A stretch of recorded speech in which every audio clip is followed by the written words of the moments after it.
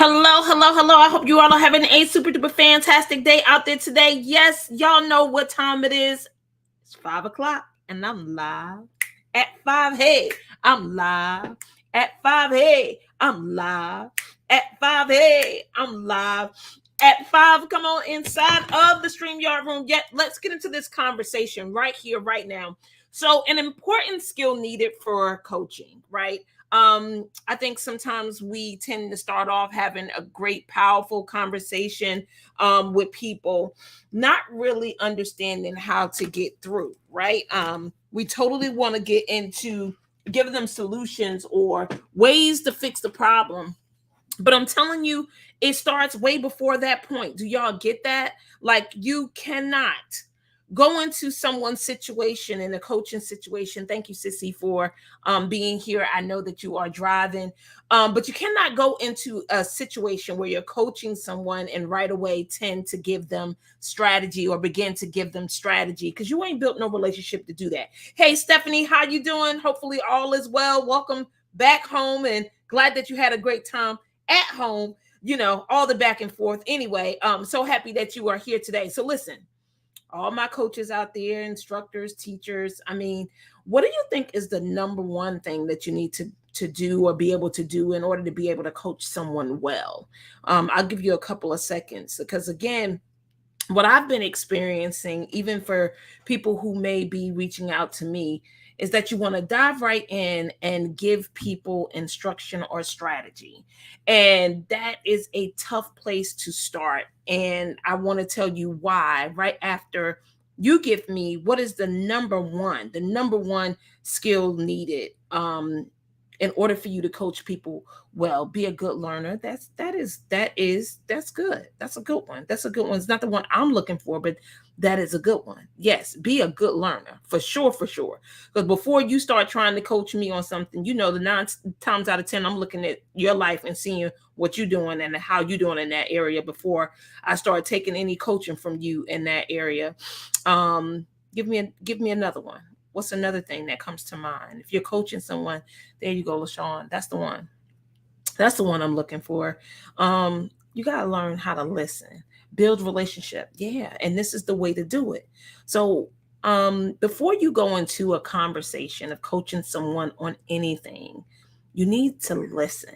And when I say listen, I don't mean listen to respond. I don't mean listen to give your 2 cents. I don't mean listen to help. I want you to listen to become related. Put that in the chat. Be related. That's number one. And the reason why listening help you be related, and sometimes when we think be related, we're talking about commonalities. That's not what I mean by be related. What I mean about being related is that the person actually gets that you got them, that you actually understand what it is that they're saying and where they're coming from. Not that you agree, not that you can help or not help, but that you actually hear what it is that they're saying, and they can become related to you, right? Like there's a space that opens up. Just think back to having conversations with people, and they could be powerful conversations, fun conversations. But when you're in conversation with other people, what helps you gain or build the relationship that Stephanie is talking about is that people actually believe and feel that you get them and that you're related in that way, that you get what they're saying. That's number one. Be related, get related. And that just means getting where they're coming from. It has nothing to do with commonality, but actually going into their world, being able to listen without critiquing, without judging, without giving your coaching, without doing all those things that you think warrants you to coach someone or tell someone what it is that they need to do to improve. You have to build that relationship in order to get there. And in order to do that, it involves some listening. Number two is recreation. Recreation. So let me tell you what recreation is. So when you actually want someone to get that you've gotten them and you've built relatedness, you need to recreate them. And recreate them means repeat to them, paraphrase it, don't mock them. paraphrase what it is that they actually said to you.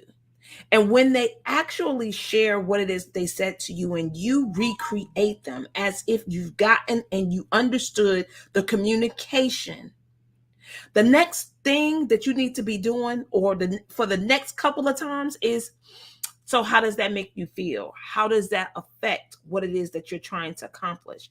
What do you see?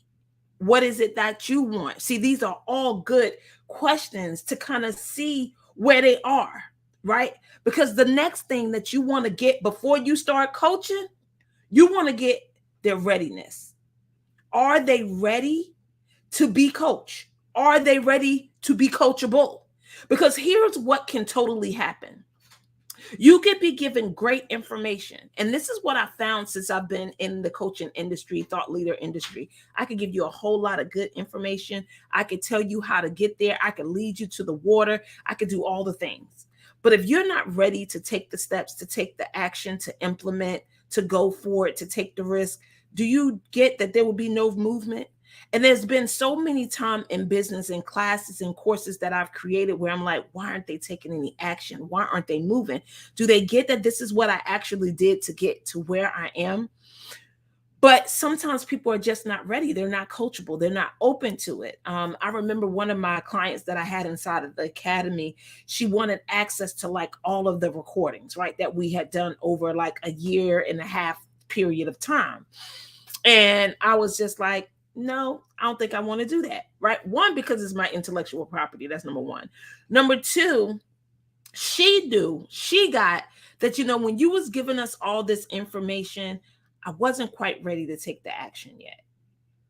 And my thing is, well, I don't want to give you access to information that, number one, could potentially be outdated, right? Like after a certain point, the classes that you've taught, unless it's super general and basic, that information has evolved. You have evolved as a person. It's similar to hearing scripture, teaching scripture, studying scripture. There's layers to it. There's levels to it, right? Put that in the chat. There's levels to this, right? And I always say that because I want you to keep it in mind. And when it comes to coaching, directing, training, teaching people, there are levels to this. And for those who are starting out, wanting to coach, wanting to teach, wanting to open people up to actually get to the root of what's preventing them from taking action. Now, I ain't talking about therapy because I'm not a clinician. So I don't do no therapy. I don't want to go in your past, dig up your pain points, and then talk to you about it for a long time, because that's not going to get you moving. But if you are not ready to let it go, you will not be able to make the progress with a coach, right? Most people have a therapist and a coach at the same time, and they go back and talk about the different things with each person to make sure that they have uncovered and dealt with the root of the issue. And then they go to get the steps, the strategy to move forward from the coach, because the coach is always about progression. It's always about taking action, moving forward to what it is that you want to accomplish. If you see or find yourself in a conversation where you're sitting still and you're not taking any action, you probably are sitting and you're upset in your breakdown. And here's what I want you to get. It's okay to not be ready. But wouldn't you like to know that you're not ready before you waste your money, or before you swipe a card, or before you invest in something that you're not ready to do? I know I wish I would have known that. And not that I wasn't ready to take the action, but I just was missing pieces that I needed beforehand. So I want to recap real quick for those of you who are coaching, teaching, leading, instructing people in a space of one-on-one, even if it's group. You got to do these three things. Underneath your list, listening is the skill. That is the skill. If you are a coach, coaching, teaching, your listening, you need to develop. And I mean, you need to develop it. Keep working on it, because I'm sure you think you're a good listener, but I tell you, I could probably say a sentence to you and you wouldn't be able to repeat it back to me, what I said verbatim, right? Because your listening is not there. So practice your listening. Here's what listening help open up for you as a coach.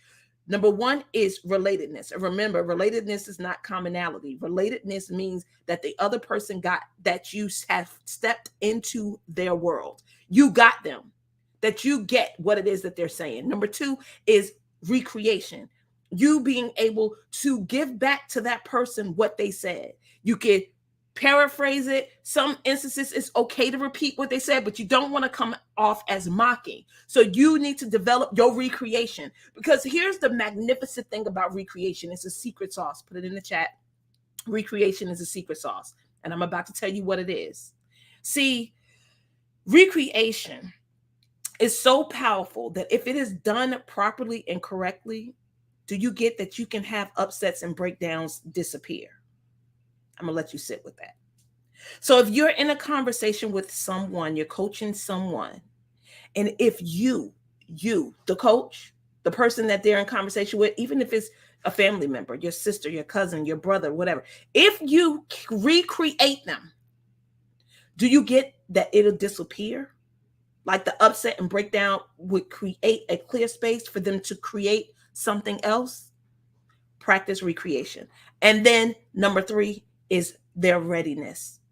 You got to be ready to have a coach. You have to be ready to be coachable. You have to be ready and tired. And when I say sick and tired, I mean doggone sick and tired of being in the space that you're in.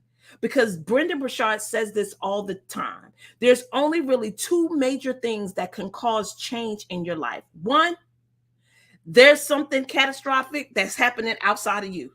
Like there's a major breakdown, you loss of a job, loss of somebody or something, and it'll get you into action, it'll get you to move in. Or number 2, something powerful and magnificent happens within.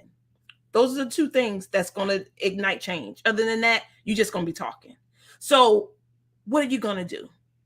Are you developing yourself to change yourself within so you're a different person, so you'll take the actions that you need to take? Because see, that's what the course Becoming the Change is all about. The group coaching sessions is you changing within to take the actions that'll give you and create for you what it is that you want. Or are you waiting for something catastrophic to happen like it happened for me, like getting fired before I actually did what God told me to do? See, that's a change outside myself, something that was beyond my control, but I tell you what it did. It got me into action.